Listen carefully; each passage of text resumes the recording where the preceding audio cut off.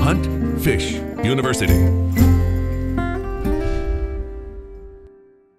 Well, it's the end of May right now, and we're getting ready to do a little bit of deep water fishing for some of these bass.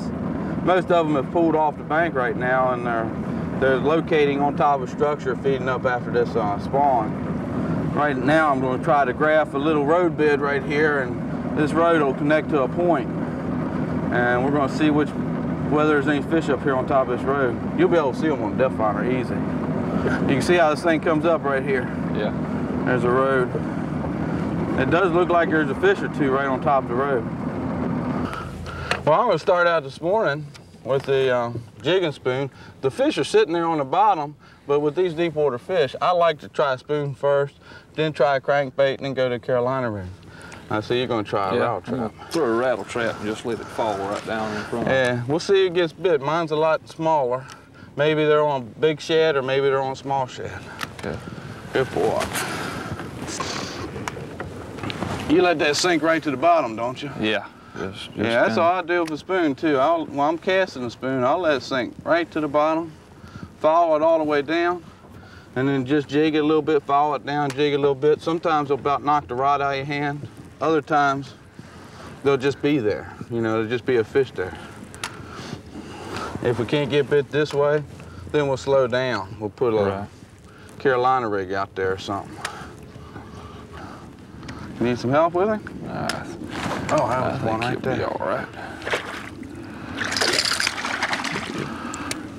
I'm gonna keep fishing. I just missed one. There's one right there. I lost one. You lost yours? Yeah. Oh, I just picked one up right there. There's one. I got mine on a spoon. How'd you lose that one? Well, I'm good at losing them. Look at that. I practice. Don't sound it. They just go ahead and put that thing all the way down their throat. Ate the spoon up. I don't know how they do that. I tell you what I'm going to do, Joe. This fish has got a little bit of his gill caught. I'm going to stick him in the live well to make sure he don't bleed. Okay. You need some help. Because what'll happen? See how he's bleeding? Yeah, I see. What'll happen is the fish will go back to that school, and he'll turn that school off just because he's bleeding. So I'm going to stick him in the live well real quick. Okay. He's a legal fish. He's 12 inches. And let him go along in there, and we'll put him back when we get done. I don't think I hurt the fish bad enough to kill the fish. I just got a little stick in there on his gill. Yeah. And there's a lot of times that I've found that if I put a bleeding fish back in the water, that he'll just turn that school off. It'll take another hour to get the next bite. I didn't realize that. Another thing about deep water fishing is you gotta throw it back in that same spot you get bit. These fish will get located on 2 or 3 stumps or right on the very end of a point. Right. And that's the only place they're gonna be. And if you don't throw in that 20-foot circle, you won't get bit. That's in a 50-acre spot. Yeah. I mean, you can throw to the right, to the left, not get bit. You throw in that little 20-foot circle, and boom, you'll get bit. Little needle in the haystack. Many times I've sat on a spot, and you throw, and there'll be 30 fish sitting on 3 stumps at the end of a point. I've taken people out, and I'll pick up a rod and throw it out there and say, you got to throw right there. Catch a fish. They'll throw right there. They'll catch a fish. Next cast, they'll throw a little bit to the right, and they won't get one. A little bit more to the right, and they won't get one. Pick the rod back up and say, you got to throw right there. And I'd catch another one. And they just can't believe it. All the fish are sitting there in that one little spot. But that's where they'll be. And the funny thing, you catch 3-pound fish, and they're all 3-pound fish. And then you get on a school of big fish, and they're just about all that size. Yeah. Now, I didn't get much of a hook set in that fish. Well, maybe you'll save him. Maybe we'll catch this one. Now, he's just coming right at the boat. Another real nice keeper. Yeah, good fish. All right. Come on, baby. They are stacked up down there, aren't they? Yeah, buddy. I tell you, using your electronics and getting really, look at the shad he just threw up. They're just out there feeding. Getting real good electronics makes all the difference in the world. I'd be a little upset I got hooked that good. I want to get the bait back out there. Go for it, girl. All right. Back out there again. Best advice I can give to anybody that does any tournament fishing though, if you get on a bunch of small fish, don't ever leave biting fish. I've had many times that these small fish will almost always have 2 or 3 real good fish with them. But you gotta almost get the small fish out of the way. Yeah. You have a big fish out there and he'll look at the bait. They're a little bit more particular because they're big. They didn't get big being real anxious to grab a hold of anything. And they'll look at the bait and then you'll move it and they'll look at the bait and you'll move it. And then this little fish come over and grab a hold of it. So you gotta kind of get the little fish out of the way. And there's a lot of times you'll sit out there, catch a whole bunch of fish, and then all of a sudden it'll get slow. About 10 minutes you won't catch a fish, and boom, there's your big fish. Yeah, I've slowed down on my spoon bite. Oh, that's a nice one. I believe this one will go 2.5, 3 pounds. Yeah, that's a nice fish. Might have to go to the old rig. We'll explain to these people what a rig's all about later on the show. That thing just sitting down there in front of his face, he just can't stand it. They are strong fish, aren't they? I might even get this one in. All right. Is that one of those real special hooks that you got? Yeah. Nice fish, Joe. Nice fish. He's not as big as I thought he was. Oh, they are some strong fish out here. When they get out there and they start feeding up, they really build up some stamina. Fat, isn't he? Yeah. If you love fishing in the great outdoors, you'll love Anglers Bay. AnglersBayStore.com is the official online store of Carolina Outdoor Journal apparel and gifts. From hats, t-shirts, jackets, and more. Anglers Bay features artwork from 2 of the top marine artists in the country. Speckled trout, red drum, and striped bass are featured with more on the way. Our products make ideal gifts for the angler in your family who enjoys the great sport of fishing. Check us out on the web year-round at AnglersBayStore.com. Good fishing. Just keep the line tight. I break most of my fish on that shock, you know. Yeah. Setting the hook. Yeah, you'll break a lot of fish doing that. You don't want to break anything off. And I feel like we've gotten on top of, we ain't marking them on the depth liner, but I feel like we might have moved them off a little bit.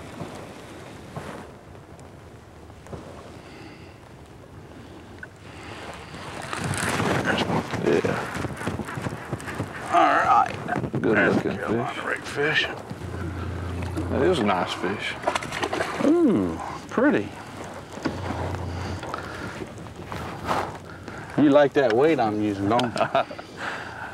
Well, let's find some weights like that. Good fish. Yeah. I had a fish biologist out on the boat one time, and I asked him about these marks. See these marks on these fish?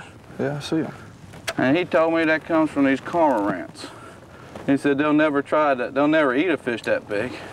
But they'll hit them? Yeah, but as soon they swim underneath the water, and he said as soon as they see anything, they go after it. And they'll grab a hold of it.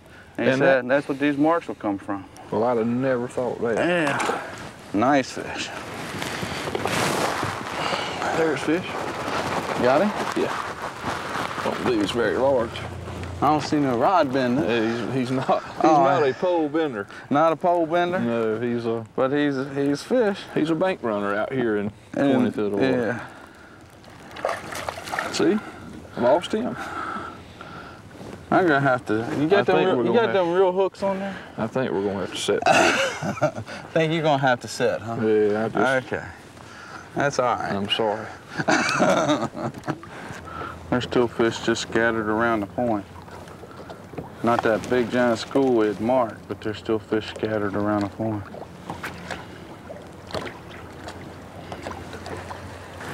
That a good one? Spinning the rod good. Staying down in it. Yeah. Oh, that's a nice fish. That's a nice fish. Yeah.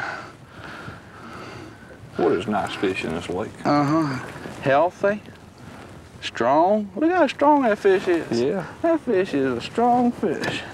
My word. I'm trying not to lose him. I'm trying not to. Oh, that's a quality fish there. Yeah, he is. Come on, kid. Good fish.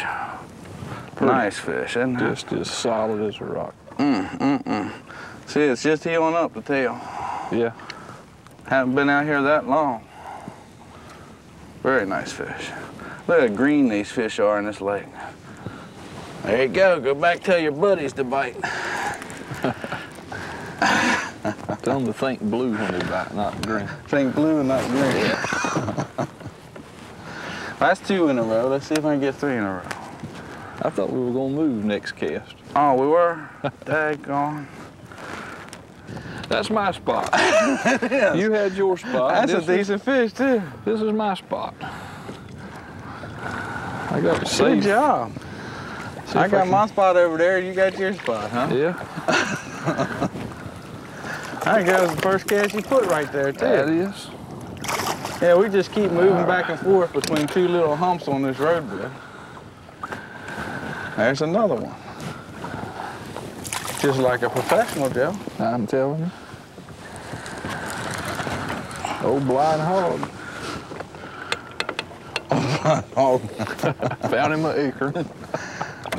well, we put this buoy out here. You remember that? We went across the road bed a couple times, marked a couple fish. Now I always put a buoy out away from the fish. I use them as references.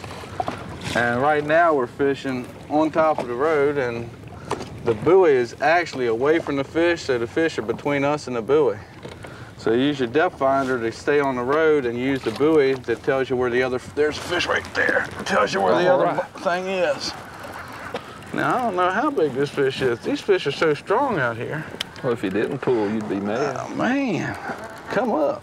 There you Not go. near as big as I thought he was. No.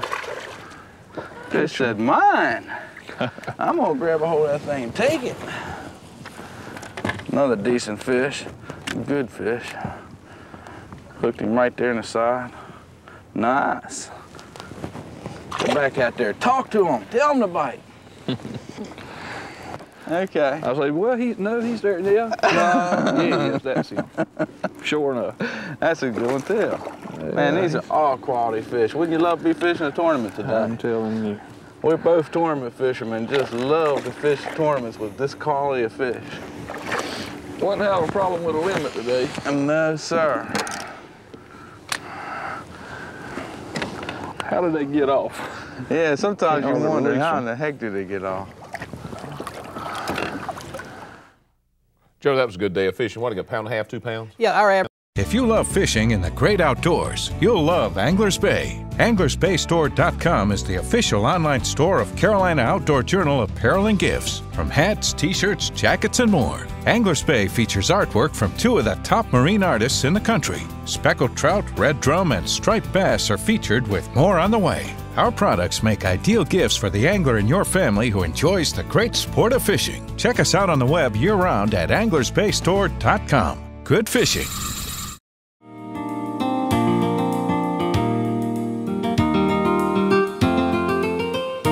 We had a real good day today, didn't we? Yeah, we did. We first graphed out on this point that we were fishing, and we found a whole big school of fish, and we decided to start out with the crankbait and this jigging spoon. I know that you caught a couple on the crankbait. Yeah, the crankbait there goes probably 10, 12, maybe 15 feet deep with some light line.